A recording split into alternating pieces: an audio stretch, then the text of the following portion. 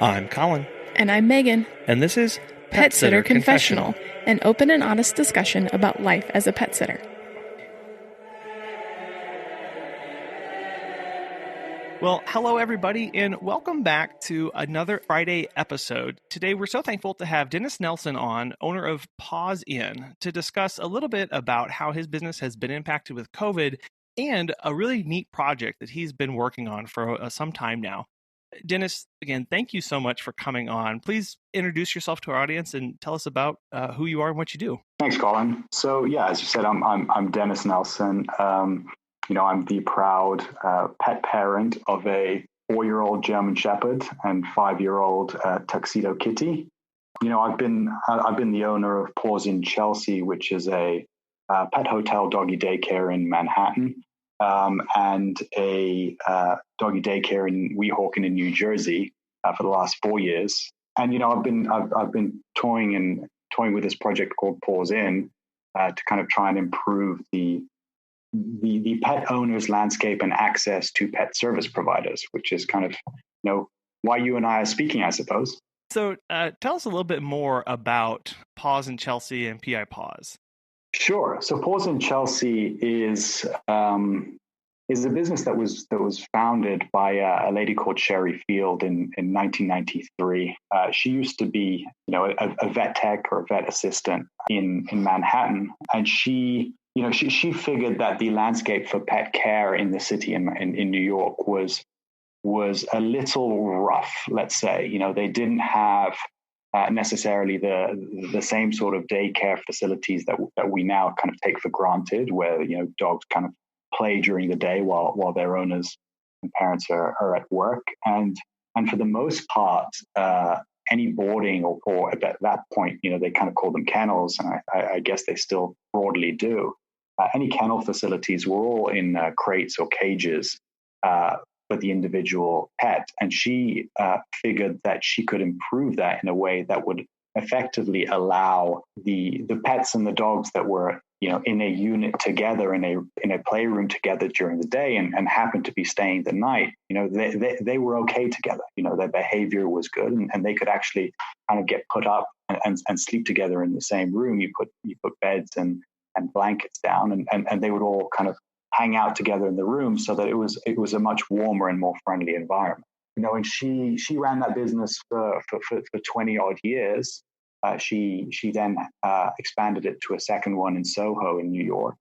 And then I won't mention her age, but at some point she decided to retire and started looking for someone to kind of take over the businesses from her. And that's kind of where I came in. That's where my adventure as a pet sitter, pet care provider started. I was an investment banker for 10 years prior to that. I'd always loved pets, had never really understood how I could have a dog given the job that I had, the hours that I worked, and typically the dense urban centers that I lived in. So sometimes my friends or my wife joke that I bought a pet hotel daycare so that I could have a dog. I think that's probably putting too much credit to my bank balance, or to my finance. I wanted to learn. I wanted to learn from her. I did not know how to run a business to begin with, and I particularly specifically did not know necessarily the best practices of how to run a pet care business.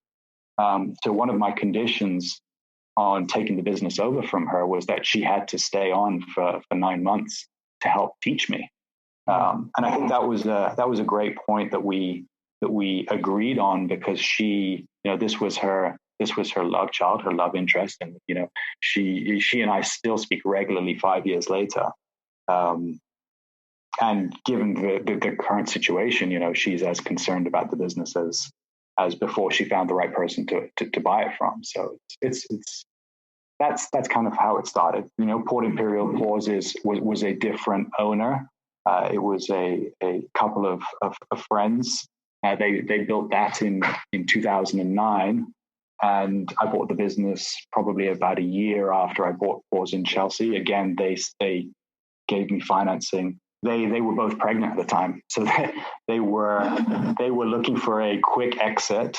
They didn't have that many people interested to buy the place, so I kind of got a good deal on that as well, because I told them the number that I'd give to them. They couldn't find anyone to beat it, and then it was getting closer and closer to due date, so they kind of said, "Okay, we'll sell it to you." And it's been a blessing. Both businesses have been a blessing for so many reasons. That's fascinating. I love hearing that you had this passion and you just were looking for some way to be involved. And I can't imagine that transition of not knowing how to run a business, let alone a pet care business, and then and then having two of them within the span of a couple years. And so what was going through your mind through that transition period? What was that like for you?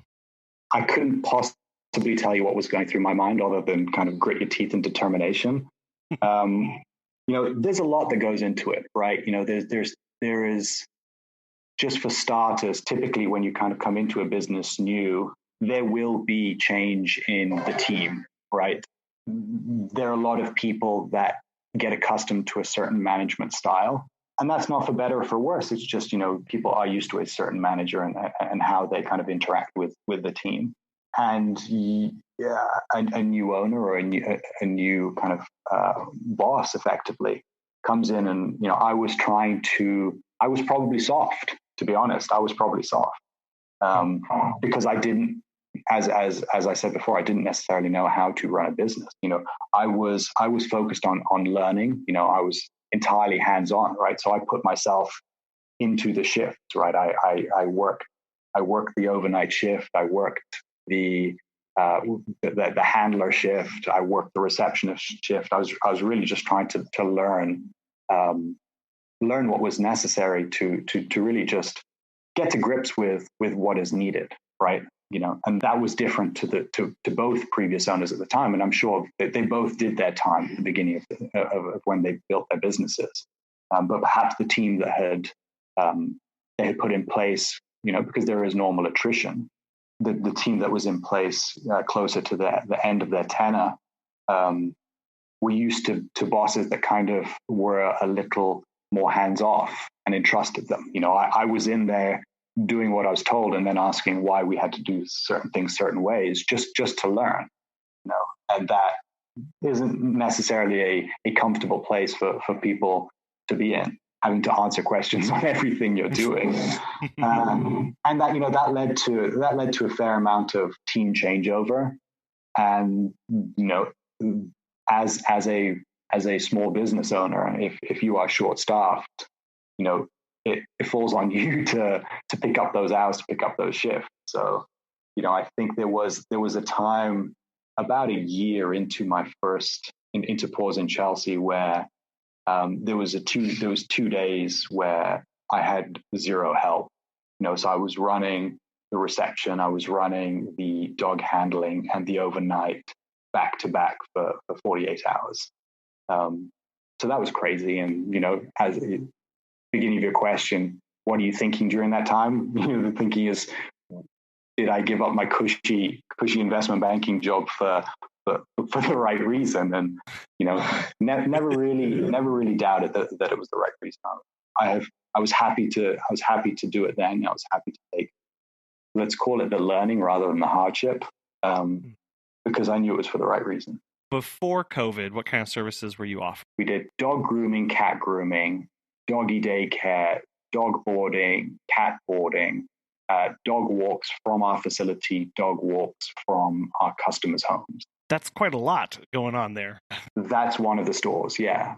The other store, the one in Weehawken, we don't do cats. We don't deal with cats. The owners never built the infrastructure for the cats. In Chelsea, we have a dedicated cat area and cat room. What's it like keeping all that organized? If you have the right people that love what they do and a strong sense of training and systems and organization, it's okay.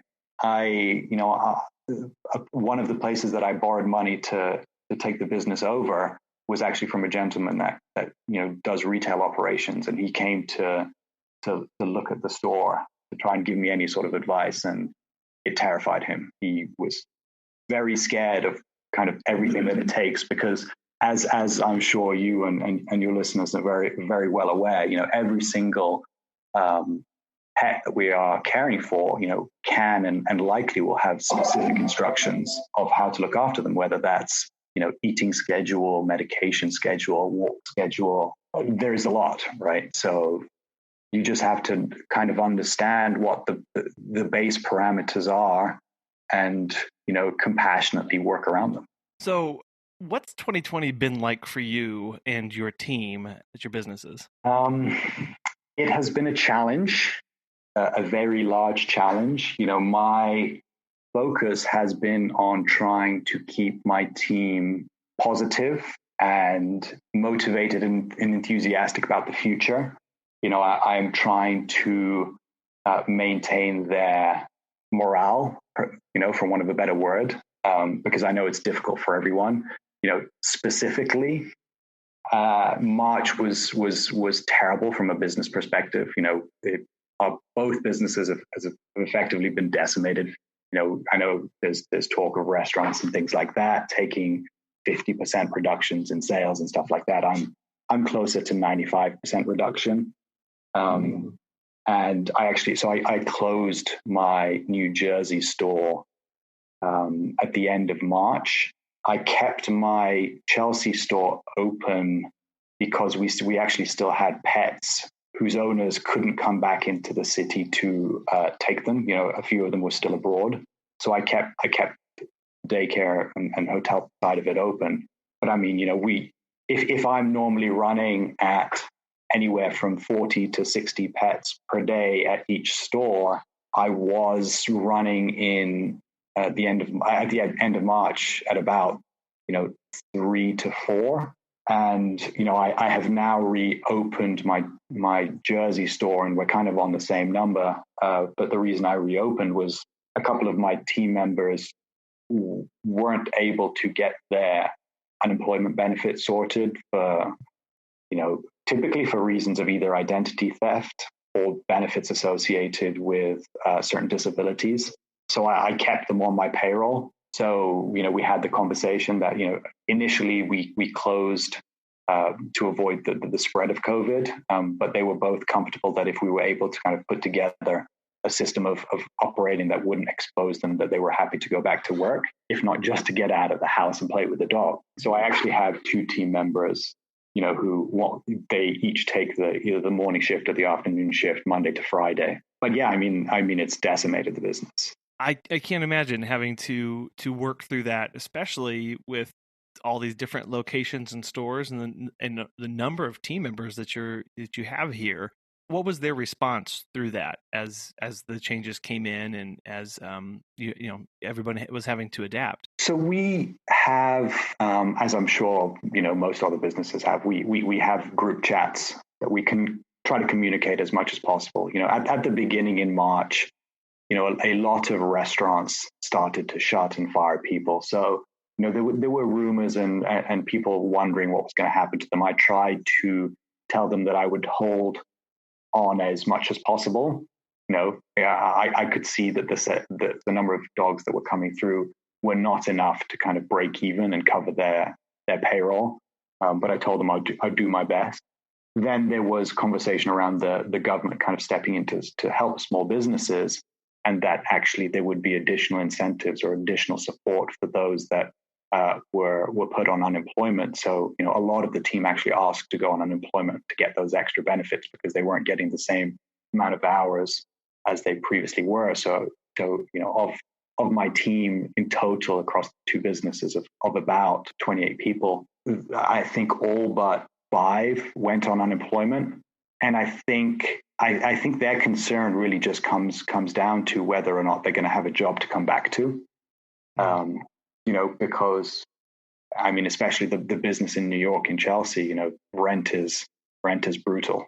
So, and my landlord has not given me, official support. And of course, there have been other measures of support. The New York State postponed sales tax collection, which helped a lot. It helped in that first month, and the PPP loans helped eventually when they came through. I didn't get it in the first round, but I did in second. What's been the response of your clients in the community in your areas?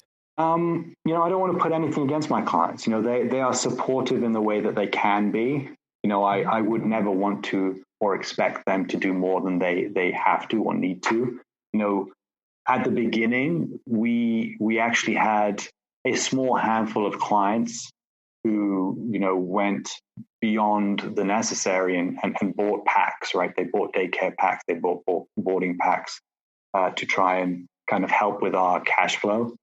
I stopped them doing that at some point, just because it was getting to the point where, I didn't want them to be putting in money in something that I couldn't promise that, I would have a business there to kind of repay them for that. I kind of told everyone that if you buy packs now, you will have unlimited time to use them, whereas typically they will expire anywhere from 3 to 12 months. There were people there were clients that were posting support online, on Instagram and things like that. But, again, it's everyone's going through this in their own ways and with their own challenges. So, I don't want to expect anything of clients, right? People are stuck at home. People don't necessarily have job security. So, I would not expect them to be paying for services that they don't need right now and today. Right. Yeah. And it's always one of those, it's never expected. It's always a pleasant surprise when clients do support you. And it's, as you said, it's not a knock against those who didn't or weren't able to or anything like that, because it's not expected. And it's always nice when somebody does. And that's not to, as you said, to discount people who either didn't say anything or weren't able to or anything like that. It's just some help and some aren't able to, and that's okay. And as a business owner, that's where our mindsets need to be. And that's kind of hard of like, oh, I was always there for you doing all these services and now I really need you. That's not how this street works most of the time. We just need to be thankful for those wonderful ones that are there. Exactly. And it's one of those things that I've thought a lot about to myself, right? You need to be comfortable with the service that you're offering or whatever you're doing in your life as a business owner, as a professional, or as a friend or family member, that you're doing it for the right reasons and with effectively love in your heart, and that there is no expectation of reward in the future, right? So specifically what I kind of refer to here is I mentioned that there were a couple of team members that weren't able to get their unemployment benefits, and even though I was closed, I was not going to leave them out to dry, right? I was not going to leave them out to dry. Even though they weren't working, we were closed. I'm not going to let them go hungry. I'm not going to let them stress if I can. And then the question then you have to kind of present to yourself is, if these team members, when the environment turns, economy recovers, if they are to up and leave, they get a better job, am I going to feel hurt by the fact that they have kind of tried to, or they have found an opportunity that at that point in time gives them something that I'm not giving them, even though I helped them in this tough time? I can't think that way, right? I need to think that what I'm doing right now today is for the right reason. And, I expect nothing of it in the future. And that's, the same with the clients and the customers. I can't think that I was here for them and therefore they should be here for me. Ultimately we're in this together, and in the past we were both benefiting from the situation. So I don't expect, as you said, it's a nice surprise, and when those packs were being bought by those handful of people, I had my heart in my mouth. It can be emotional when you get that sort of pleasant surprise and show of love. Thinking back over the last couple months, I was curious about what are some lessons that you're taking from COVID, whether that's personally or for your business? Is a good question. I don't know necessarily the answer to that question, to be honest. I think we took a lot for granted. I think that's the only lesson I can take. And how do you apply that lesson across it? Is it about, keeping more cash in the company account? Is it about having a smaller team or not making promises that you can't keep? I don't know. I don't know the answer to that question, to be honest. Yeah, and you said like not taking things for granted. That can work itself out in so many different ways. And I think as we look to what this recovery is going to be like, is where we're really going to start seeing how those lessons apply or where some things are going to start bubbling up. We're still really kind of in the thick of it, and it's so hard to really see where the past fits in moving forward. Exactly. Yeah, exactly. Shifting gears a little bit, you have started a project that I find really interesting and I want to know a lot more about. So, so tell us more about Paws Inn and where the idea for it came from. Yeah, absolutely. So, this is something that I've been excited for a number of years now. It took me a while to start the project, and it's taken me a while to kind of grow the project. But effectively, Paws Inn was intended to be is intended to be a platform that is all encompassing for all pet service providers, and a place where, pet parents can really educate themselves and inform themselves about the pet service providers around them. Now, where did this come from? This came from a little, I guess, from frustration. I would hate to say that this came from a bad place, but we as pet service providers are typically limited to a number of places of acquiring customers. And you mentioned some of them in your common client questions episode. It's Wag, it's Rover, it's Yelp, it's Care.com, and I feel that all of those have certain pitfalls that are easily manageable, and most of these pitfalls come from the business either needing to cover costs of the services that they're trying to provide, or trying to make money out of the situation. And this is, if frustrated, that I guess that latter part is what frustrated me. That I would love to see a situation where pet parents could make an informed decision based on available information without having to worry about the money of it. Right. And what I mean by that is, whether it's Wag or Rover, they either fix the fees or take a large percentage, whether that's 40 to 50%, across the customer and the service provider, or even kind of restricting the people. If you're a professional establishment, I'm not listing on Wag. And I had a lot of dog walkers who, would walk their clients' dogs to my daycare and then pick them up as well. And I often asked them, I was like, do you use Wag? Do you use Rover? And they said, no, because, I want to set my own prices and they take so much of my margin. And that got me to thinking that, the people who are going on to these service providers, and I don't mean the pet service providers, I mean the customers, they are missing out on a lot of these effectively career professionals who don't see the value of these platforms for the customer acquisition. So does that then mean that who does that then mean is listing on Wag or Rover? And again, this is not a shot at the people who do list on them, but I would love to provide a platform for exactly all of those people, and not take the money out of their pocket. Right? We all make way too little already for what we do and the responsibilities that we take. So I just wanted to create a platform that enabled everyone to list for free, speak to the people that they want to speak to.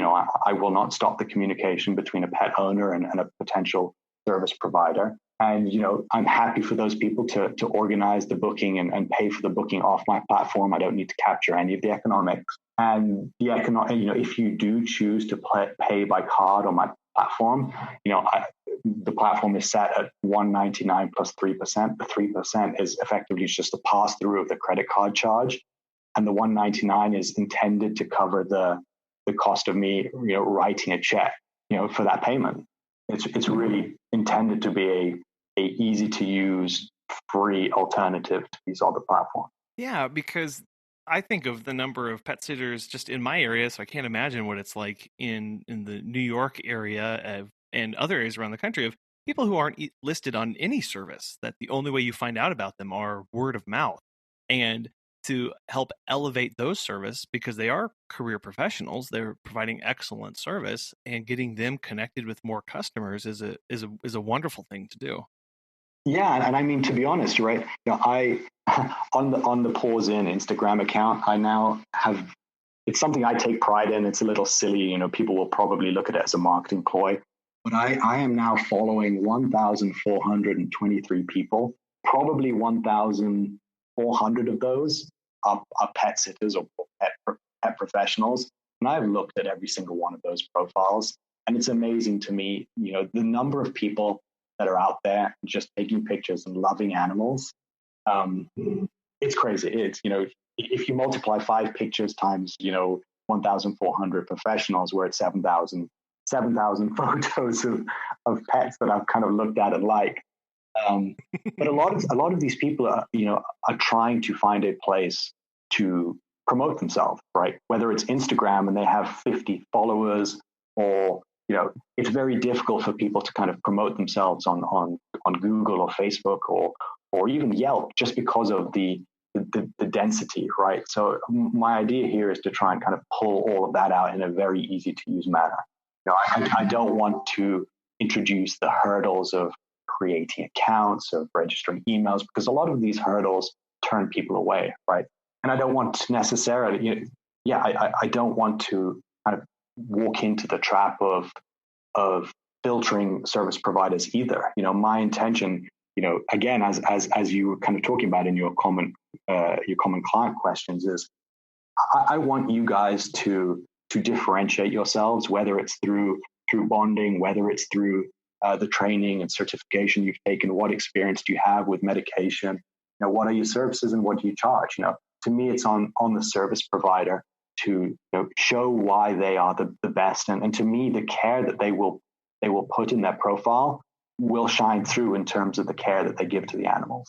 That is something I feel will differentiate them, and to me means that I don't necessarily need to be kind of background checking or anything like that, because I don't want to do that and have to then charge people the money that everyone else is charging. That's the critical difference. Well, sure, because most of that process is already taking place on a smaller scale. And it sounds like all PawsInn is doing is getting it a little bit more exposure and then putting it on the pet care provider and the pet owner to handle the rest, handle the meet and greets, handle the processing of payments, handle the transaction of paperwork and all that stuff, and just leaving them to it. Exactly. That's exactly right.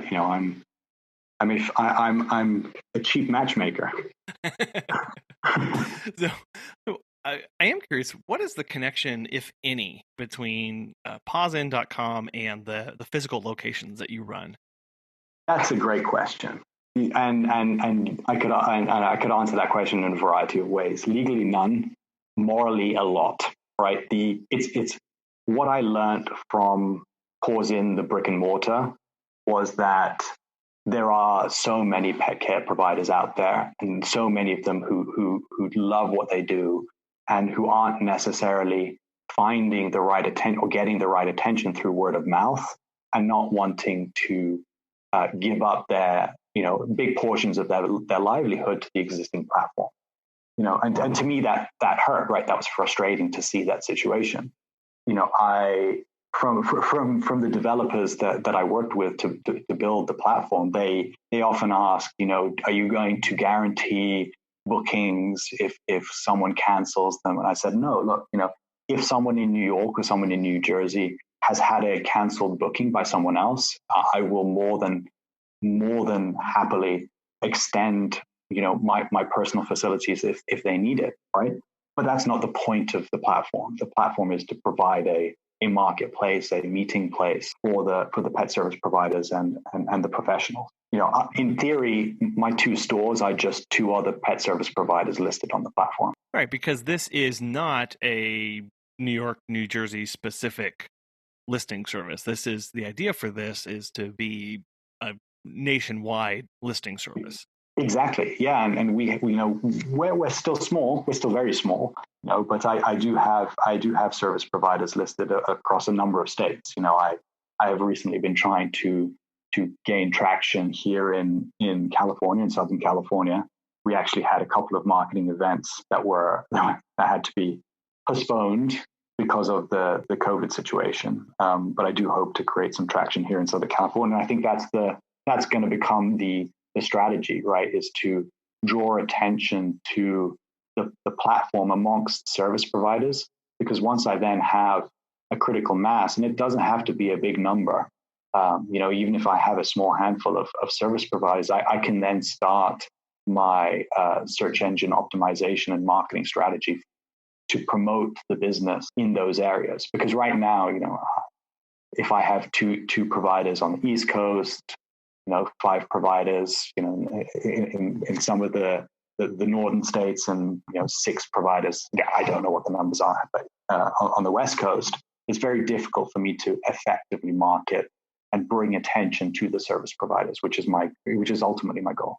That's one question that I had, of what kind of promotion or SEO is going on behind the scenes with the development team for the platform of Paws Inn, because I know that is something that a lot of small business owners, especially in pet care, struggle with mightily, is how to get their name out there. Yeah, and I'm not the genius in that, right? I'm not the expert in marketing by any means. There are people who have been doing this business a lot longer than me who will have a lot more experience. The intention, again, really is around creating a certain basis of service providing and pushing that out. Whether it's there are so many filters through social media that you can apply to make the dollars that you spend as effective as possible. Whether it's through demographic analysis, whether it's through geographic restrictions, and I've been doing that in a small part. But again, once we have that critical mass, that will increase. And my intention had always been actually to use some of the money that I can make myself from my existing physical businesses, and kind of put that to grow this business out until it's a little more self-sufficient. Now, on the money side, I know you've touched on it a little bit here, but is there ever a way forward where you would see Paws Inn costing money or taking a cut of services other than the what you've discussed as far as for processing payments? No, I mean, it's not. I don't want to throw that out and be blasé about it. It would defeat the purpose of what I'm trying to accomplish. And I don't want to pretend to be an ultimate philanthropic hero, however you might say it. But the idea of this has to remain that it is a platform where people can list their services for free, interact with people for free. And there are always other ways that you can try to pick up some financing to help support the business if necessary. Whether that's through advertising, and it doesn't necessarily have to be paid for advertising. So for example, Yelp, you can sponsor your post. Google, you can sponsor your post so that it shows higher in search results. Potentially that's an avenue, but I don't really want to go down that avenue. You can also have product placement, right? I could, in theory, in the future, attach a marketplace tab where people can buy and sell products, or I can have other retailers kind of list their products and take a cut out of that. There are a lot of ways to make money from a platform to cover the costs that don't involve charging the pet service providers, and that's the goal. I just wanted to have the listeners hear the heart and the intent once again of this being a place, whether it's another place or the place that you choose to post your services. That if that's something you have been struggling with or have been looking for new places to post services, that this is sounds like it's going to be a really neat and wonderful option. Thank you. Hopefully. And, I mean, the type of thing that I'm here to listen, I'm here to work with people.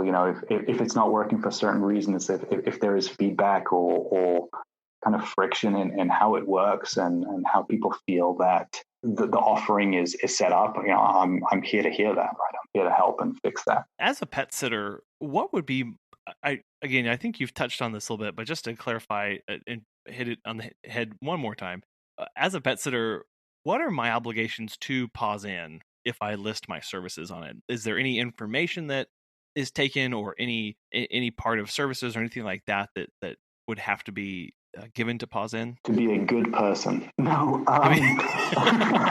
That's fine. I think I like that. Yeah. No, I think, okay, there are certain aspects of the information that we gather to be a pet service provider, you have to give me your name, your address, your phone number, your email address. And I think, and more or less, that's kind of the extent of it. I believe you probably have to list at least one service, just create your profile.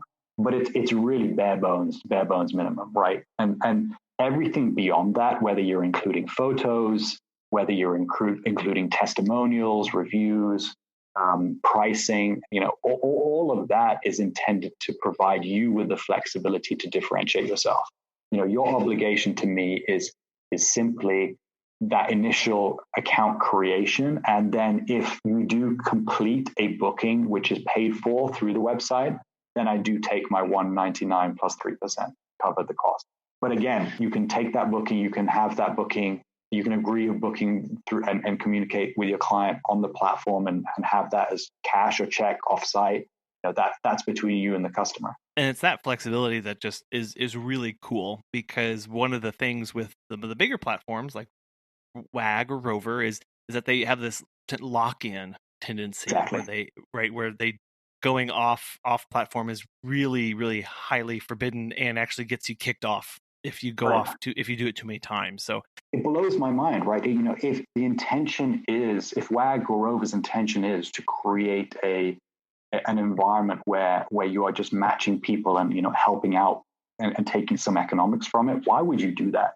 I don't get it. No, I do get it. It's because that's how you create the market share that they've created, and make it very difficult for other businesses to come and disrupt you. Hopefully that's what I'm going to do. Now, one of the questions that I had that I'm not sure if anybody else would care to know about, but you said you have some people working on developing it.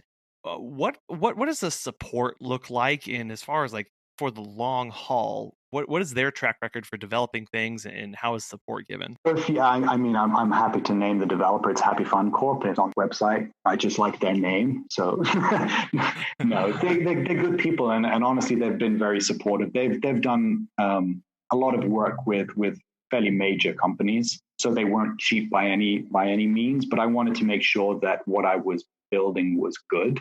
They have regularly pushed me to understand how I'm going to get attention to this website and platform and get service providers on it, because, they typically don't work on projects that they don't believe will be a success. But, they bought into, they're pet owners themselves, and they bought into kind of the rationale, and they saw the potential for the platform to be an important part of pet service providers' landscape. And I hope that provides some comfort to listeners who are thinking about listing on here, because it can take effort to invest in getting posting and working on a new platform, and so should provide comfort that it's going to be there for a while, and that there are people dedicated to working on it and making it the best that it can be. Yeah, absolutely.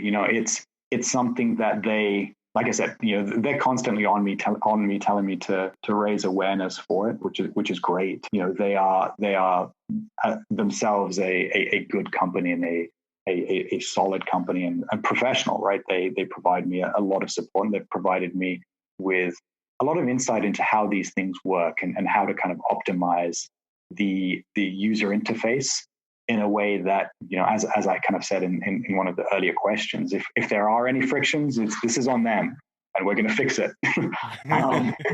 But yeah, it shouldn't be. We invested some money to have it tested, and even in that testing process, right, there was a lot of people that said this is cool. When is it going to go live? Wait, it's going to go live soon. Well, very cool. I'm very excited about this and the trajectory that it has.